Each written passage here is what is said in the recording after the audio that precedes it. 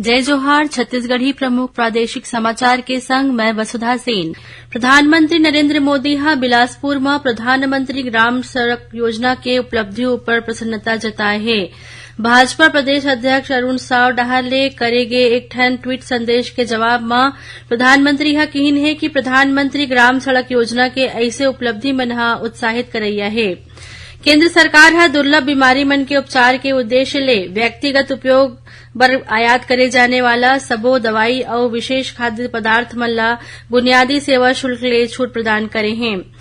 प्रवर्तन निदेशालय ईडी हा छत्तीसगढ़ सरकार ला पत्र लिख के उप सचिव सौम्या चौरसिया और निलंबित आईएएस अधिकारी समीर बिश्नोई के खिलाफ भ्रष्टाचार निवारण अधिनियम के तहत मामला दर्ज करे के निवेदन करे हैं।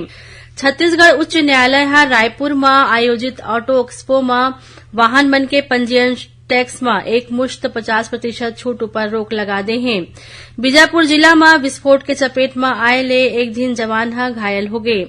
राजमार्ग मन में घायल मन के इलाज बर एम्बुलेंस सेवा 108 और 1033 के एकीकरण करे जाही। संगे संग राजमार्ग मन में दुर्घटना ला रोके बर ब्लैक स्पॉट के सुधार कार्य मन में तेजी लाए जाही।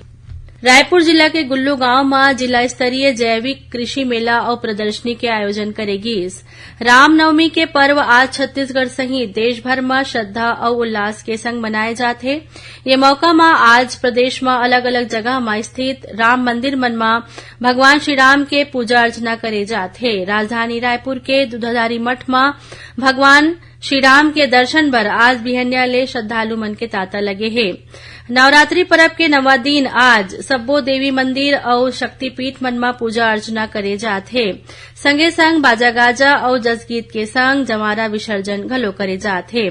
और दक्षिण पूर्व मध्य रेलवे खेल संघ डाहर ले रायपुर में अंतर विभागीय क्रिकेट प्रतियोगिता के फाइनल मैच मैकेनिकल टीम हा जीतीस। ये रही सब तक के प्रमुख प्रादेशिक समाचार। जय जोहार।